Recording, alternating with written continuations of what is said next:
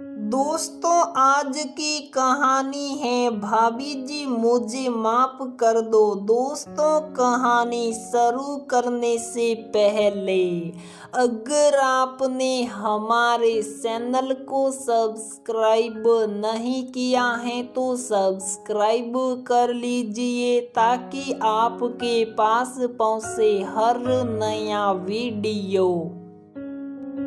वर्षा पूरे घर में घूम घूम कर देख रही है कि तैयारी में कोई कमी तो नहीं रह गई है। आज उसकी इकलौती ननद को लड़के वाले जो देखने आ रहे हैं।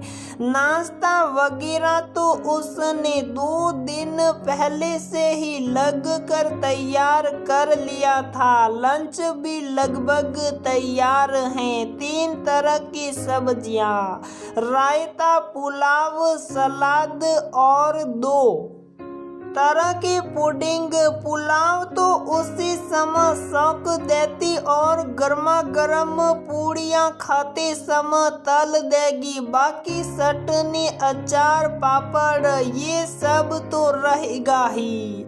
अब वर्षा ड्राइंग रूम में आकर खड़ी हो गई और देखने लगी कि सब कुछ ठीक है कि नहीं। तभी उसकी नजर सामने दीवार पर लगी अपनी और रजत की फोटो पर पड़ी और वह अपने अतीत में गोते लगाने लगी। 2 वर्ष पहले रशीद भी अपनी माँ, बहन रश्मि और मौसी की बेटियों आबा सुबह के साथ उसको देखने आए थे। ये रिश्ता वर्षा की बुआ ने कराया था, इसलिए सब उसकी बुआ के ही घर पर उसको देखने गए थे। माँ ने तो वर्षा को देखते ही पसंद कर लिया और रशीद के मन को भी वह भाग गई। बस उसकी बहन रश्मि ही चुपचाप बैठी रही।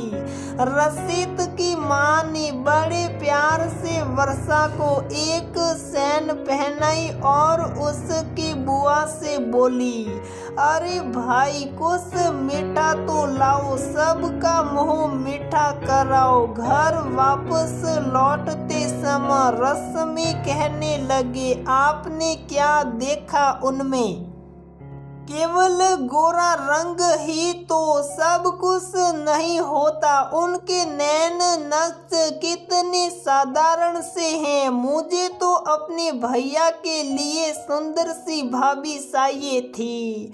तब रशीद मजाक करते हुए बोला, अरे नहीं बाबा, मुझे हूर की परी नहीं चाहिए जो मुझको कुछ समझे ही ना। मेरे लिए तो यही ठीक है। और कुछ दिनों बाद ही वर्षा रशीद की अर्धांगिनी बनकर उस घर में आ गई। माँ ने बहुत ही प्यार से वर्षा का स्वागत किया और गले लगाकर बोली, मेरे लिए तो तुम रश्मि जैसी ही हो। वर्षा ने अपने मधुर स्वभाव और काम की दक्षता से घर में सभी का दिल जीत लिया, सिवाय रश्मि के। उसके पिता जब वह बहुत छोटी थी तभी गुजर गए थे।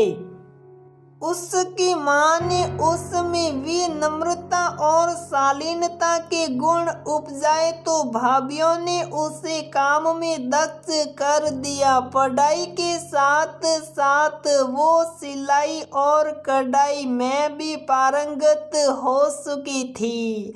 ऐसी सर्वगुण संपन्न बहू पाकर रशीद की माँ तो फूली नहीं समाती थी, लेकिन रश्मि का वर्षा के प्रति बर्ताव उनको अक्सर चिंतित कर जाता। यहाँ रशीद के पिता की असम मृत्यु ने उनके परिवार को मझधार में छोड़ दिया था। वह तो माँ की हिम्मत की थी कि वह दोनों बेटों और रोशनी को पालने में लगी रही। उनके ही धैर्य और लगन का नतीजा था कि आज रशीद और अंकित अच्छे पदों पर आसीन हैं। रश्मि BBA करके अब MBA के लिए कैट और मैट की परीक्षा की तैयारी कर रही हैं। छोटी होने के कारण सबके दुलार ने उसे नकसंडी और जिद्दी बना दिया था। रश्मि छोटी होने के बावजूद वर्षा को हर समय टोकती ही रहती। भाभी, आज आपने ये कैसा सूट पहन लिया? आज आप कैसे तैयार हुई हैं? अरे डाइनिंग टेबल पर ये कैसे खाना लगा दिया? वगैरह वगैरह। जब रशीद वर्षा के साथ कहीं घूमने या मूवी देखने के लिए जाता तो साथ में जबरदस्ती वह भी चल देती। माँ मना ही करती रह जाती लेकिन उसको कुछ सुनाई नहीं देता।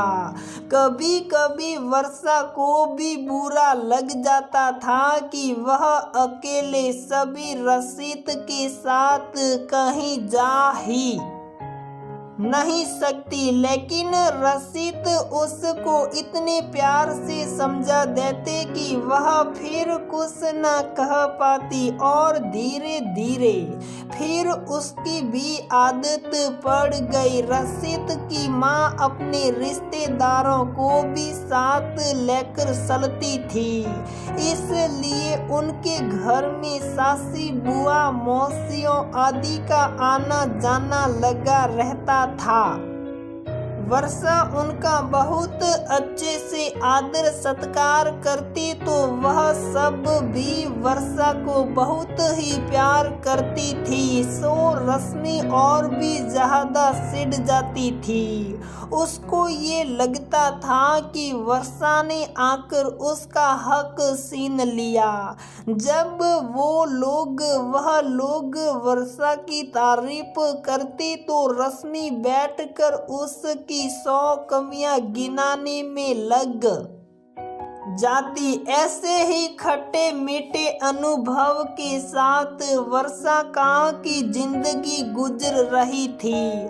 उसकी शादी को अब 2 साल हो चुके थे। सभी रशीद को उसको पुकारता हुआ वहां पहुंचा तो उसकी तंद्रा टूटी। रशीद बोला कि रश्मि को जल्दी से तैयार कर दो, वह लोग घंटे भर में पहुंच जाएंगे। रश्मि के तैयार होने में भी 75 नखरे थे। ये साड़ी नहीं, वह ज्वेलरी नहीं। वर्षा थक हार कर कमरे से बाहर आ गई और सुबह को भेजा दिया। रश्मि को तैयार करने लड़के वाले आए और उन्होंने रश्मि को पसंद भी कर लिया और उसी समय छोटी मोटी गोद भराई की रस्म भी कर दी। रश्मि की भी हम उम्र एक ननद थी जो कि चुप साप एक तरफ बैठी थी। रश्मि जितना ही उससे हंस कर बात कर रही थी उतना ही वो मुंह बनाकर जवाब दे रही थी। उन लोगों के जाने के बाद रश्मि बोली कि उस लड़की को तो जरा भी बात करने की तमीज नहीं है। मैं तो वहां जाते ही बोल दूंगी कि या तो इस घर में ये लड़की रहेगी या मैं।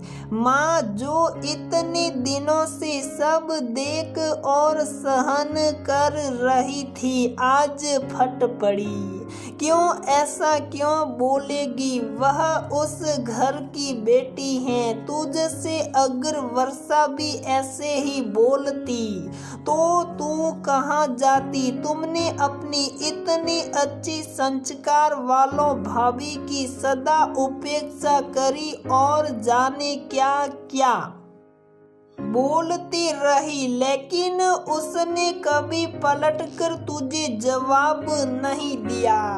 जबकि तुम उससे पद में, उम्र में, हर लिहाज में छोटी ही हो, लेकिन फिर भी वह सब हंसते हंसते बर्दाश्त कर रही है। जैसा तुमने किया वर्षा के साथ, आज वही तुम्हारी ननद भी तुम्हारे साथ कर रही है। तो तुमको बुरा क्यों लग रहा है। अब रश्मि मानो सोते से जगी। उसको एहसास हो गया कि वाकई उसने अपनी भाभी के साथ कितना गलत बर्ताव किया। वर्षा सामने कुर्सी पर बैठी थी। रश्मि वहीं नीचे बैठकर उसका हाथ थाम कर बोली, भाभी मुझे माफ कर दो। हालांकि मैं माफी के काबिल तो नहीं हूँ, फिर भी छोटी बहन समझकर माफ कर दो। वर्षा और रश्मि दोनों की आंखों से आंसू बह निकले और वर्षा ने रश्मि को गले से लगा लिया। माँ के दिल से बहुत बड़ा बोझ हट गया और माँ और रशीद मुस्कुरा पड़े।